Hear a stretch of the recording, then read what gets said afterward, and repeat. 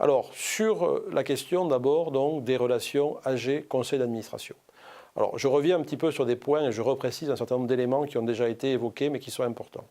D'abord, je crois que pour que les décisions se prennent dans de bonnes conditions, il est nécessaire qu'il y ait une bonne fluidité des relations entre l'Assemblée générale et le conseil d'administration. On voit qu'il y a des conflits qui naissent parce que le conseil d'administration ou de surveillance se coupe de l'Assemblée générale et donc des actionnaires.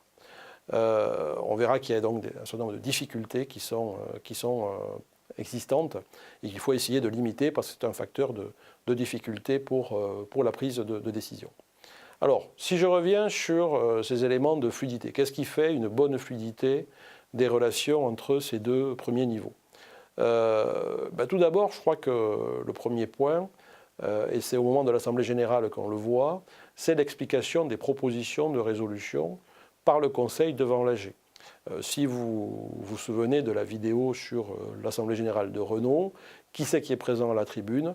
Ce sont les principaux acteurs du conseil d'administration. Tous les membres du conseil ne sont pas à la tribune, mais vous avez les principaux acteurs, et pas seulement le président directeur général, vous avez les présidents de comité qui sont présents. Donc je crois que la première chose, c'est que le conseil explique bien à l'Assemblée générale la nature des résolutions qui vont lui être proposées, explique bien les résultats, et donc c'est un exercice de communication que doivent faire les membres du Conseil devant les AG. Il faut que, évidemment, les administrateurs soient là.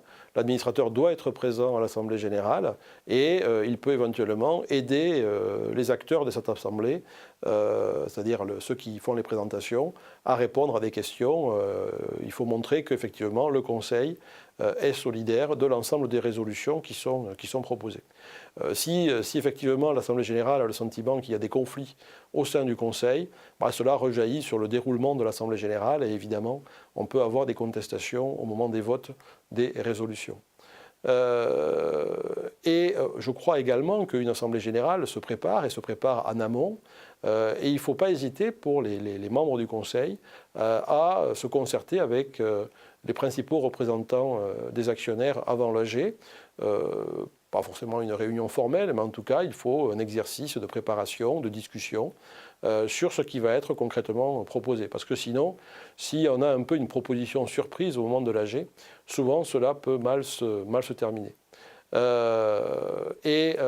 Pour, je dirais, garantir cette bonne fluidité, et si on va voir les actionnaires un peu avant l'AG, ou en tout cas si on est attentif à leurs préoccupations, je crois qu'il faut bien comprendre les attentes qu'ils vont exprimer ou qu'ils ont exprimées, parce que sinon on risque d'avoir un certain nombre de déconvenus.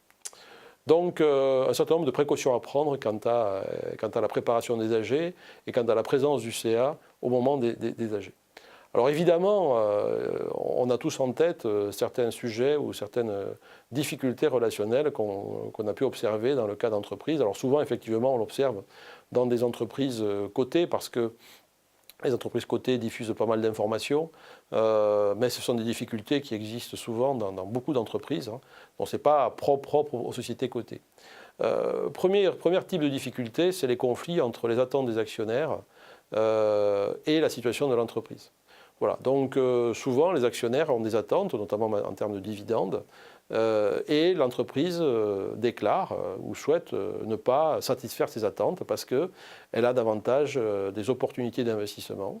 Et donc, bien souvent, on assiste à des conflits autour du débat investissement et donc utiliser les résultats et l'autofinancement pour financer les investissements et donc du coup réduire la distribution de dividendes. Donc ça, si on prend de telles décisions, on doit absolument expliquer comment se fait cet arbitrage et comment effectivement l'entreprise a besoin d'autofinancement et donc demander des efforts aux actionnaires en la matière. On a en mémoire des exemples comme Microsoft à une époque, où Bill Gates avait demandé à ses actionnaires de renoncer pendant quelques années à des paiements de dividendes pour pouvoir investir sur des systèmes d'exploitation extrêmement coûteux.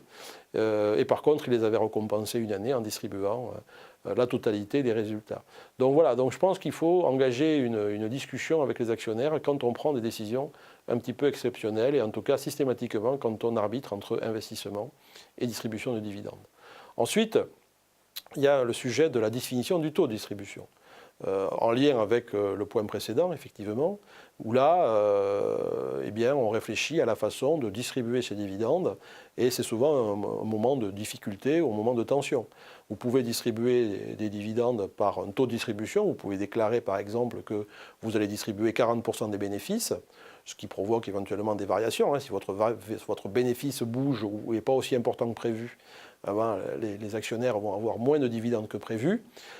Ou alors vous pouvez décider de payer un dividende fixe, type je décide 1 euro par action. Évidemment, là, ça vous oblige un petit peu à éventuellement prendre une grosse partie de votre résultat et donc du coup à avoir moins d'argent pour vous autofinancer.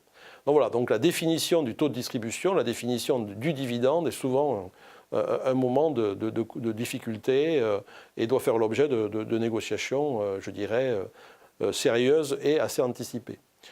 Autre sujet de conflit entre l'AG et le Conseil, c'est la nomination du ou des dirigeants.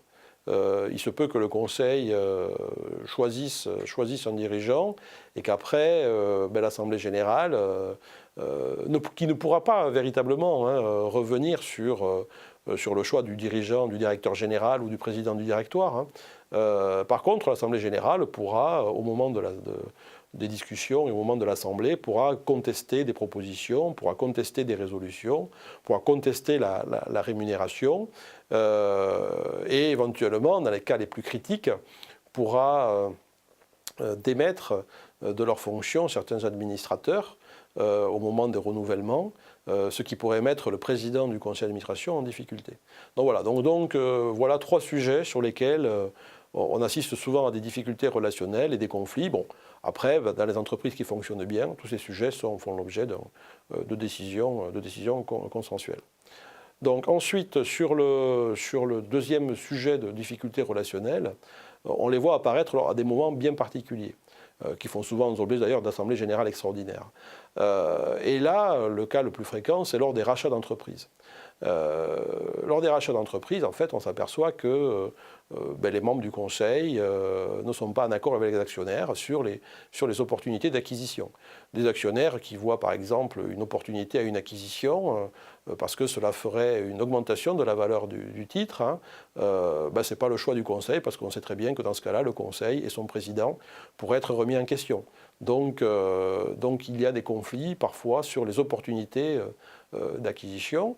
Et puis vous avez des conflits sur la valorisation des acquisitions, c'est-à-dire qu'on est a priori d'accord pour racheter une entreprise ou pour se faire racheter, mais par contre on n'est pas d'accord sur les prix qui sont fixés, parce qu'évidemment certains actionnaires vont bénéficier de ces prix. Et donc à nouveau on a des situations de conflit. Voilà, donc ce sont 2 catégories de situations sur lesquelles des difficultés relationnelles peuvent se présenter.